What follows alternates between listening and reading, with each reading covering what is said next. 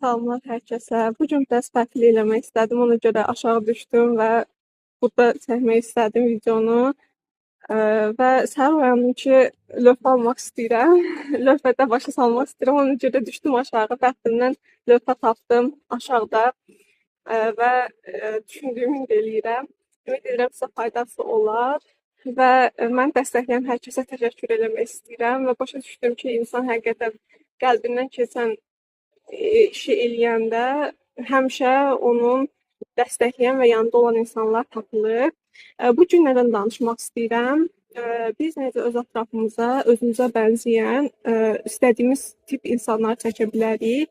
Məsələn, biz daima düşünürük ki, ətrafımızda niyə müəyyən bir insanlar var və istəyirik ki, həmişə yaxşı düşüncədə, yaxşı xarakterdə insanlar olsun. Amma belə deyim ki, həyatımızda ümumiyyətlə iki cür insan var.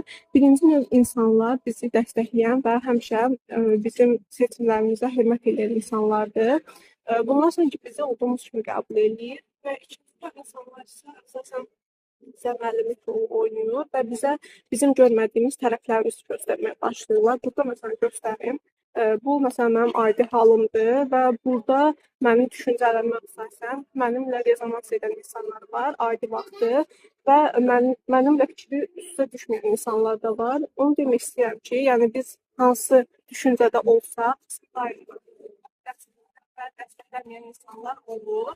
Və sonra məsələn yola qərar verir ki, mən artıq fərqli olmaq istəyirəm və bu zaman mən artıq başqa düşüncəyə keçirəm. Yəni artıq bu Leyla başqa düşünməyə başlayır, düşüncələrin dəyişir və bu zaman ola bilər ki, sənin yanında olan insanlar səni qəbul eləsin və yenə davam edəsiniz və ola bilər ki, məsələn, bu insan səni qəbul eləmədi, geri çəkildi və səndən uzaqlaşdı. Amma ki, belə bir şey də var. Sənin görmədiyin insanlar, ya sənin ətrafında olanlar, ya da yeni gələn olacaq insanlar, yəni bu insanın yerinə gələn insanlar səni dəstəkləməyə başlayır. Və sən görürsən ki, sən həyatda necə olursan ol, səni daim dəstəkləyən və sanki dəstəkləməyən insanlar var. Yəni ki, belə deyim, biz müəyyən davranışlarımız var və bu davranışlarla müəyyən insanların xoşuna gəlirik, müəyyən insanların xoşuna gəlmir. Və biz bir gün düşünürük ki, mən fərqli davranmaq istəyirəm və burada bir qorxu yaranır. Biz düşünürük ki, biz fərqli davransaq, biz hamını itirərik. Amma reallıq budur ki, biz fərqli davranmağa başladıqca, ya bu insanlar başlayır bizim haqqımızda müsbət düşünməyə və bizim fikirlərimizi dəstəkləməyə başlayır. Ya da ki, müsbət düşünən insanlar çıxır gedir, onun yerinə başqa insanlar gəlir. Yəni, hər cürə biz tək qalmırıq, daim bizi dəstəkləyən və dəstəkləməyən insanlar olur. Belə deyim ki, qorxu həmişə var. Mən məsələn indi çəkirəm, indi də qorxu var içində, amma başa düşürəm ki, bu mənim qəlbimdən gələn bir istəkdir və mən bunu yoxlamasam bilmərəm. Ona görə yoxlamağa qərar verdim. Belə, biraz əyri çəkdim ola bilər, amma məsələn əslini danışmaq istədim sizə və başa salmaq istədim ki, biz nə cür olsaq, hər cürə bizi insanlar həm qəbul edir, həm də qəbul etmir. Ona görə ən rahat olar ki, biz sadəcə özümüz kimi olaq və biz özümüz kimi olmağa başladıqda bizə uyğun insanlar gəlir və biz özümüzü getdikcə daha komfortlu hiss etməyə başlayırıq. Əgər biz istəyiriksə ki, həyatımızda bizə uyğun olan insanlar olsun, ilk növbədə özümüzdən başlamalıyıq. Yəni heç kimi günahlandırmayaq.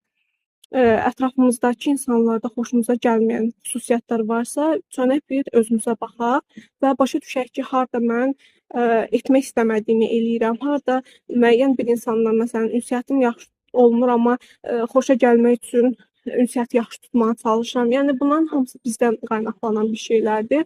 Dediyim kimi qorxu həmişə var və biz onu dəyişdikcə, daxilimizdə olanlar dəyişdikcə həmişə o qorxu olur, amma biz beynimizə göstəririk ki, qorxu və yeni bir şeylər yoxlamağa başlayırıq.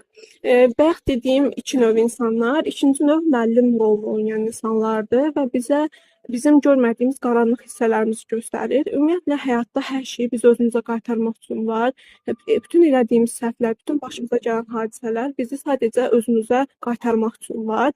Belə düşünək ki, Yaradan bizim vasitəmizlə həyatda sanki biz Yaradanın parçasıyıq deyə biz həyatda yaratmaq roluna sahibiyik, belə deyim. Ona görə də biz istədiyimiz hər bir şeyi istədiyimiz sürəcə və buna görə adlandırmağa başladıqca bu istəyimiz həyata keçməyə başlayır. Ona görə bir şeydən qorxduqsa, əgər ruhumuz ona məsələn düşünsək ki, bunu eləsəm mən rahat olaram, bunu eləmək lazımdır. Çünki eləməsək, sonu necə olar deyə bilmərik. Məsələn, səhər mən oyandım və fikrimə lövhə almaq düşdü və çöldə çəkmək istədim videonu, amma qorxdum ki, hava küləklidir, necə eləyərəm, amma indi də qorxu var. Amma gördüm ki, eləməsəm bu qorxunun üstəsindən gələ bilmərəm. Ona görə əgər qəlbinizdən bir şey gedirsə, amma qorxursuzsa ki, insanlar qınayar ya da siz tək qoyar, onu deyim ki, sizin daima yanınızda sizə oxşayan insanlar həmişə tapılır. Əsas odur ki, özünüz kimi olmağı bacarın, qəlbinizi təmiz tutun, insanlara qarşı xoş düşüncəli olun. Belə. Yəni biz insanlara nə ötürüksə, onun qarşılığını daim alırıq. O insandan olmasa da başqa bir insandan mütləq onu alırıq. Ona görə mənim müəllimimin bir sözü var. Aldıqlarımızda problem varsa, verdiklərimizə fikir verək.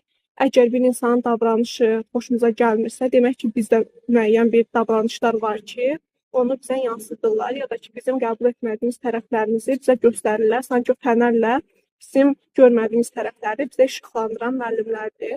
Ona görə həyatımızda olan bütün hadisələr, bütün insanlara təşəkkür etməyə bacarıq və dərsimizi alandan sonra o insanlara yapılandırıq ya da ki, o insanlar bizə daha yaxşı davranmağa başlayır. Çünki hər şeyin mərkəzi bizik. Biz özümüzə necə davranırsa, insanlar da bunu bizə sayıda aynalayır və belə bir şey var. Əgər siz istəyirsiniz müəyyən bir insanlar haqqınızda olsun, onu yazın. Görün hansı xüsusiyyətlər sizdə yoxdur.